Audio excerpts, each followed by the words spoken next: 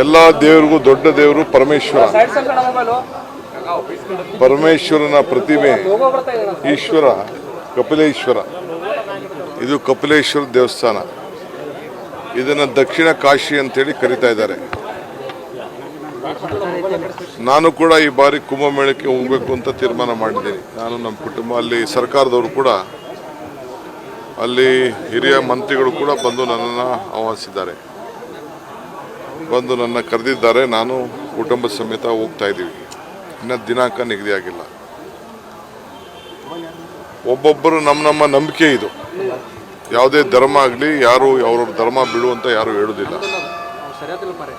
So ಇದು ಮಹಾತ್ಮ ಗಾಂಧೀಜಿಯವರು ಕೂಡ ಈ ದೇಶದ ಸ್ವಾತಂತ್ರ್ಯಕ್ಕೋಸ್ಕರ ಕಾಂಗ್ರೆಸ್ನ ನಾಯಕತ್ವವನ್ನು ವಹಿಸಿದಂಥ ಹಿನ್ನೆಲೆಯಲ್ಲಿ ಈ ದೇವಾಲಯಕ್ಕೆ ಬಂದು ಇಲ್ಲಿ ಪೂಜೆ ಮಾಡಿ ಹೋಗಿದ್ದಂಥ ಇತಿಹಾಸ ಯಾರು ಕೂಡ ಅಲುಗಾಡಲಿಕ್ಕೆ ಸಾಧ್ಯ ಇಲ್ಲ.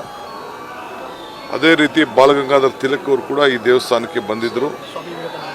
ಸ್ವಾಮಿ ವಿವೇಕಾನಂದರವರು ಈ ಒಂದು ದೇವಸ್ಥಾನಕ್ಕೆ ಬಂದಿದ್ದರು. ಬಾಬಾ ಸಾಹೇಬ್ ಅಂಬೇಡ್ಕರ್ ಅವರು ಕೂಡ ಈ ದೇವಸ್ಥಾನಕ್ಕೆ ಬಂದಿದ್ದಂಥ ಇತಿಹಾಸ ನಾನು ಕೇಳ್ಪಟ್ಟೆ. ಸೊ ಇವತ್ತು ನಾವು ಕೂಡ ಈ ದೇಶಕ್ಕೆ ಒಂದು ಹೊಸ ಇತಿಹಾಸ ಸೃಷ್ಟಿ ಆಗಲಿ ಅಂತ ಹೇಳಿ, ಸಂವಿಧಾನ ರಕ್ಷಣೆ ಆಗಬೇಕು, ಗಾಂಧೀಜಿಯವರ ಮತ್ತು ಬಾಬಾ ಸಾಹೇಬ್ ಅಂಬೇಡ್ಕರ್ ಅವರ ಆದರ್ಶಗಳು, ನೀತಿಗಳು, ಆಚಾರ ವಿಚಾರ ಇನ್ನು ಈ ದೇಶದಲ್ಲಿ ಉಳಿಬೇಕು ಅನ್ನೋ ದೃಷ್ಟಿಯಿಂದ ಒಂದು ದೊಡ್ಡ ಪ್ರಯತ್ನ ಹೆಜ್ಜೆ ಹಾಕಿದ್ದೇವೆ. ಈ ಹಿನ್ನೆಲೆಯಲ್ಲಿ ಈಶ್ವರನ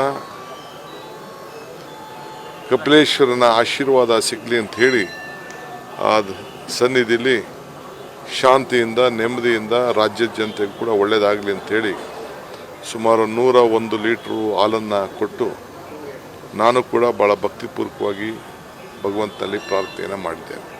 ಕಾರ್ಯಕ್ರಮ ಕೂಡ ಯಶಸ್ವಿಯಾಗಲಿ ಅನ್ನುವಂಥದ್ದು. ಖಂಡಿತ ಕಾರ್ಯಕ್ರಮನೂ ಯಶಸ್ಸಾಗಬೇಕು, ರಾಜ್ಯಕ್ಕೂ ಯಶಸ್ಸಾಗಬೇಕು, ನಿಮ್ಗೆ ಒಳ್ಳೆಯದಾಗಬೇಕು.